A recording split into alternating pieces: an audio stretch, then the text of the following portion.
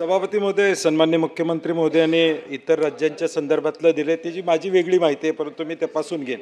कारण की आपण आता ऑफिशियली सांगितले की त्यांच्यापेक्षा आपलं कमी होणार आहे, परंतु माझी माहिती वेगळी आहे. आता या 1 जुलैच्या ऑर्डरमध्ये सभापती महोदय, ज्यावेळी MERCनं हिअरिंग घेतलं, मी स्वतः पुण्याला हिअरिंगमध्ये गेलो होतो पहिल्या ऑर्डरच्या आधी. आमचं म्हणणं काय सभापती महोदय की पहिलं हिअरिंग झालं राज्यामधल्या 6 विभागामध्ये, ऑनलाईन हिअरिंग झालं, पूर्वी फिजिकल होत होतं. आम्ही सगळे म्हणणं मांडलं. ताबडतोब 3 दिवसात असं काय बदललं की MERCनं निर्णय आपला परत घ्यावा लागला. 50,000 कोटीची भांडवली गुंतवणूक करणार आहे आणि त्याचा भार ह्या नव्या ऑर्डरमध्ये टाकण्यात आला असेल तर आमचं म्हणणं मुख्यमंत्री महोदय असं आहे की फ्युएल चार्जेस तुम्ही वाढवा, ते भांडवली खर्चाचा हिशोब आत्ता करण्यापेक्षा. आणि दुसरी ऑर्डर झाली ही रिव्ह्यू पिटिशन होती का काय होतं, कारण की यामध्ये पब्लिक हिअरिंग झालं नाही. आमची मागणी होती की पब्लिक हिअरिंग यात पण करा. आमचं म्हणणं काय ते तुम्ही त्या ठिकाणी मांडलं पाहिजे. आपण आता सांगितलं सोलर पॉवर, विंड पॉवर यातून वीज वाढणार आहे. आता सोलर पॉवर पहिल्या ऑर्डरमध्ये 17 तास सोलर, म्हणजे रूफटॉप सोलर असेल किंवा इतर ठिकाणी सोलर बँकिंग सोलर पॉवर घेतोय ती 17 तास वापरण्याची परवानगी होती. परंतु आता नव्या ऑर्डरमध्ये मात्र 9 ते 5 हीच मर्यादा असणार आहे. मग सोलरकडं ज्या लोकांनी इन्व्हेस्टमेंट केली, ज्या इंडस्ट्रीनं सोलरमध्ये प्रोजेक्ट्स टाकले आणि आत्ता ते सोलर घेत आहेत त्यांचा ROI बसणार नाही, म्हणजे हा ब्रीच ऑफ ट्रस्ट असणार आहे. किमान मग ही ऑर्डर पुढच्या प्रोजेक्टला लागू होणार का? कारण की मागचे सोलरचे प्रोजेक्ट झालेले आहेत, हे प्रोजेक्ट वायबल होणारच नाहीत, त्यांचा ROI यामध्ये बसणारच नाही सभापती महोदय. आणि दुसरं एक माझं म्हणणं आहे, नेहमी आम्ही वाचण्यात येतं MSEBच्याकडनं की शेतीला सबसिडी याच्यामुळं आमच्यावर भार पडतो. मागच्या वेळी एक IITची सत्यशोधक समिती नेमली होती, त्यामध्ये MERCनं सांगितलं होतं 500 फीडर्सवर आपण मीटर बसवले आणि त्यातून एक्झॅक्ट वीज शेतीला किती जाते याचा हिशोब लागला पाहिजे. माझं मुख्यमंत्री महोदय स्पष्ट म्हणणं आहे की हे शेतीच्या नावाखाली, शेतीला एवढी वीज जाते अशा नावाखाली कारण नसताना सरकारची सबसिडी घ्यायची, स्वतःचं सुधारायचं नाही.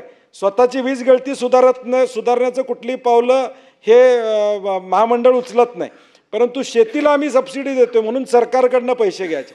तर माझं म्हणणं मुख्यमंत्री महोदय आहे की ही सत्यशोधक समितीचा अहवाल तो टेबल झाला नाही, त्याच्यावर एक या ठिकाणी म्हणणं मांडणं गरजेचं आहे.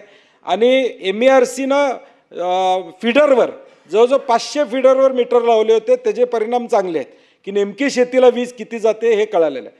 दुसरं शशिकांतजींनी सांगितलं 7.5 HP 10 HP. पश्चिम महाराष्ट्रामध्ये पाणी पुरवठा संस्था जास्त आहेत. आता त्यांनी कर्ज काढली, पाणी पुरवठा संस्थेने 500-500 एकरच्या शेती एकत्र केली, कर्ज काढली.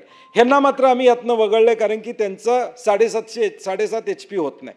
तर एक धोरणात्मक निर्णय सभापती महोदय त्या संदर्भात घेणं या ठिकाणी अभिप्रेत आहे. आणि सोलरचं मी जे बोललो मुख्यमंत्री महोदय, हे स्ट्रीट लाईटला पण लागू होणार आहे. म्हणजे आता ज्या महानगरपालिका नगरपालिका सोलरवर आपण स्ट्रीट लाईट केल्या असतील तर त्यांच्यावर देखील त्याचा परिणाम होणार की दिवसाच वीज वापरायची, हा परिणाम त्यांच्यावर होणार आहे.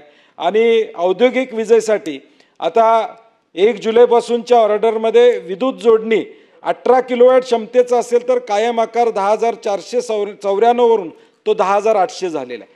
म्हणजे वाढ ही त्यामध्ये झालेलीच आहे. आपण जे सांगितलं की वाढ झालेली नाही असं नाही. आणि 100 युनिटच्या ग्राहकाला खालचा आपण दिलासा देतोय, परंतु 100च्या वर असणारे 100च्या खाली असणारे ग्राहक किती आहेत त्यांची संख्या फार कमी होणार आहे पुढच्या काळामध्ये. कारण की सभापतीमध्ये एखाद्या घरात 100 युनिट वापरणाऱ्यांची संख्या कमी होणार आहे. आणि म्हणून आमची मागणी आहे की 100 युनिटच्या वरती 300 युनिटपर्यंत 28 ते 35% वाढ या आत्ता नवीन ऑर्डरमध्ये झालेली आहे. आणि म्हणून माझं मुख्यमंत्री महोदयांना विनंती आहे की नव्या ऑर्डर करायच्या आधी का हिअरिंग घेतलं नाही, किमान एक हिअरिंग घेतलं असतं तर लोकांना त्यांच्या भावना व्यक्त करता आल्या असत्या. आत्ता देखील आपल्या स्तरावर एखादी बैठक घेऊन या MERCच्या ऑर्डरमध्ये झालेल्या चुकीची दुरुस्ती करण्याची आपल्याला संधी आहे, पुन्हा आपण त्यांच्याकडे जाऊ शकतो. तशी एखादी बैठक आपण या ठिकाणी घेणार का? माननीय मुख्यमंत्री, पहिल्यांदा तर माननीय सदस्यांच्या मी लक्षात आणून देतो की आपले 70% ग्राहक 70% ग्राहक हे 100 युनिटच्या आतले आहेत. त्यामुळे हे जे 26% टेरिफ रिडक्शन आहे हे यांना लागू आहे आणि त्याच्या पुढच्या कुठल्याच कॅटेगरीमध्ये वाढ नाही आहे, कुठल्याच नाही. सगळ्या कॅटेगरीमध्ये आपण कमी केलेले आहेत, ऑल कॅटेगरीज. त्याच्यामुळे इथे वाढीचा बाकी कॅटेगरीजमध्ये वाढ कमी आहे. 70% ग्राहकांना 26% वाढ आहे, बाकीच्यांना वाढ कमी आहे, पण कोणाच्याच या ठिकाणी वाढणार नाही आहेत. आता आपण जो पहिला प्रश्न उपस्थित केला की हे बदलण्याचं कारण काय आणि कुठल्या अधिकारात MERCने केलं. मुळामध्ये जेव्हा एरर ॲपरंट असते आणि एरर ॲपरंट काय होती तर जवळपास 90,000 कोटी रुपयाची कॅल्क्युलेशन दुहेरी झाली होती.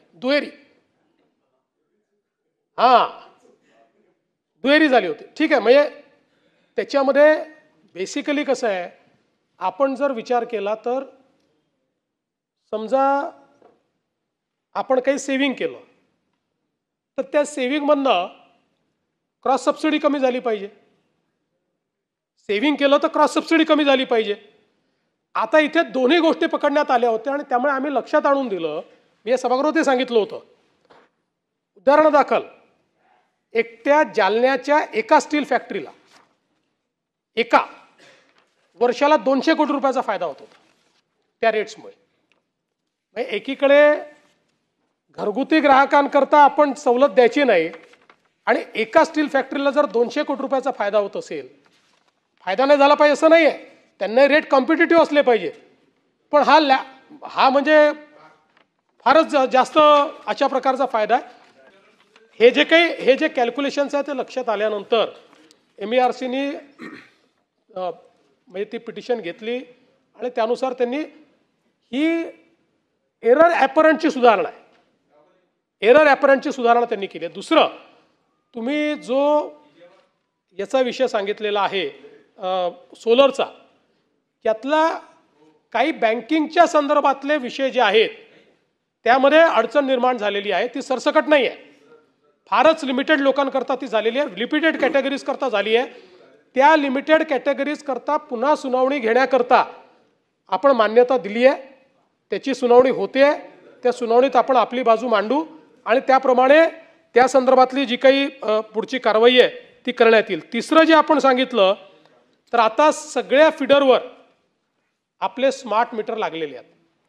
त्यामुळे या वर्षाच्या एंडला किंवा पुढच्या वर्षीपर्यंत आपल्याला एक्झॅक्ट ॲग्रिकल्चर लॉस किती हा त्या ठिकाणी आपल्याला कळणार आहे आणि पुढच्या वर्षी आपल्याला तो MERC पुढे सादर देखील करायचा आहे सेपरेटली. कारण MERCने याची नोंद घेतलेली आहे की आपण सगळे ॲग्री फीडर हे स्मार्ट मीटरनी कव्हर केले.